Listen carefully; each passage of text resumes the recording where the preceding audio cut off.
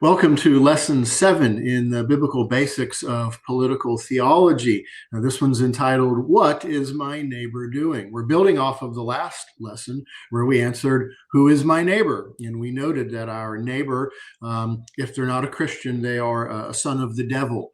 Just like Cain was, and they are animated by him. They're walking according to the prince of the power of the air.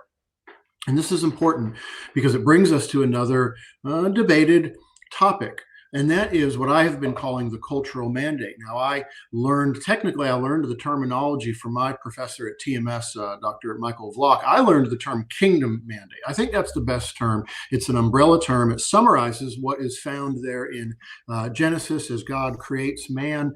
I haven't turned there yet, but in Genesis chapter 1, where God tells them, 128, be fruitful, multiply, fill the earth, subdue it, have dominion. We pause there. That subduing and dominion is kingly language. That's what we were created to do. And we see that repeated in Psalm 8. That's what we're supposed to be doing. Now, I focus on calling it the cultural mandate because this idea of filling the earth, yes, it includes people, but I think it includes culture. And the reason I make that argument is because the next time that word for fill is found in the scriptures is found in Genesis 6, when the earth is in fact filled. It's filled with violence. And so I think I focus on the cultural mandate. But regardless of whether you call it the dominion mandate, cultural mandate, creation mandate, kingdom mandate, there's some debate about whether or not this is an abiding mandate for today. And I want to make the argument that in one sense, it doesn't matter. I think it's binding for today. But whether you agree with that or not, you have to realize that it's not just that it's a positive command. It is intrinsic to who we are as humans. This is part of our design. We do it by nature. The question is, to the glory of which Father do we do it? And part of the reason I make that argument, I argue it from both Genesis 1 and Genesis 4. So Genesis 1, what we see in 121, God creates the sea monsters and everything in the waters. And God tells them in verse 22, be fruitful and multiply and fill the waters and the seas, let the birds multiply on the earth. Now, here's the thing. Either he's giving a positive command, which they obey, or he's really speaking as to their design. And he's, in the same way he says, let there light, and it is so, he's telling them what they're going to do, and they just naturally do it by virtue of being a created thing. And I argue that that's what's happening with us. As God pronounces that benediction on man, yes, it is a positive command, but it's also fundamentally what we do by nature. And I argue that from Genesis 4, because what we see with Cain's line, Cain, who is of the evil one, he carries out this mandate.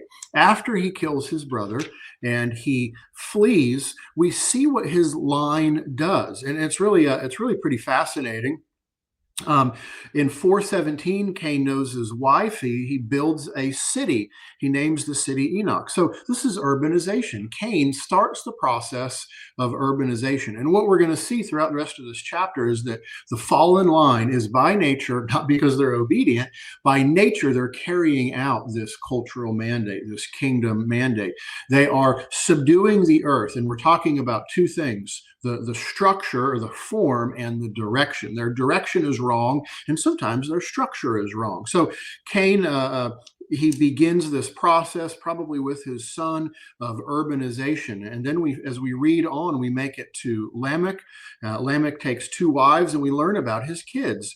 We learn about in verse 20, Jabal. Jabal was the father of those who live in tents and have livestock. So now we're talking about specialized industry, right? This is not only economics, but we're dealing with the animal kingdom. And really, these are kind of like the idea of ranchers. And so now we have this specialized industry and employment. They are focusing on one part of God's creation and trying to subdue it. And then his brother Jubal, he's the father of those who play the lyre and pipe. So now we're talking stringed instruments and wind instruments. They're harnessing the sound waves. We're talking about acoustics. We're talking about the harnessing wind. And so these are the arts. The arts are being carried out by the fallen line, by the line of the devil. And we have Zillah gives birth to Tubal-Cain, the forger of the implements in bronze and iron. That word is really the idea of a sharpener. He's a smith. He's probably creating weapons. And so what you have here is we have Tubal-Cain is going out and he's digging in the earth and he's drawing out the raw materials that God had placed there for his glory, and he's turning them into cultural products. And there's some speculation about why we return to Lamech. He writes a poem, right? So now the line of Cain is doing poetry. Some have joked this is the first gangster rap song because he writes a song about murder. And there's some speculation that maybe he used one of his son's metal instruments for this murder.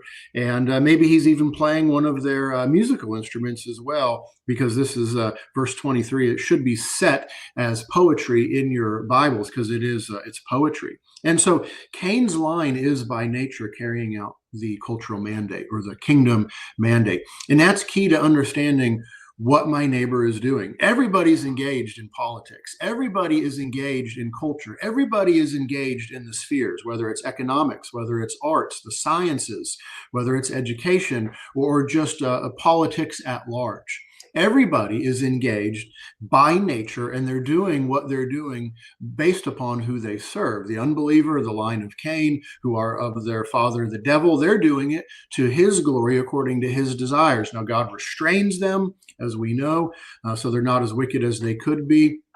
But a lot of times the structure is corrupted and the direction is corrupted. And so we have to understand these are our neighbors. This is who we're interacting with. This is who we're seeking to love. This is our mission field. And at times they are also our enemy. They want to bring about our destruction. And so those aren't mutually exclusive terms. They can be both our mission field and our enemy. We are going to have enemies, Jesus taught. But it's important to understand that whether or not you believe the cultural mandate is binding for today as a positive command, I believe that it is. I think it's inescapable to just acknowledge that everybody's doing it. Everybody is by nature carrying it out. They're creating structures and in trajectories that are sinful. And we have to answer the question, how do I respond to that? Politically, how do I respond to that? What should I expect the unbeliever to do politically? Knowing who they are, knowing that they're trying to subdue the earth, what should I expect them to do? And then we can walk back to, say, 2020 and start to re-examine the anthropology that so many had that said, you know what?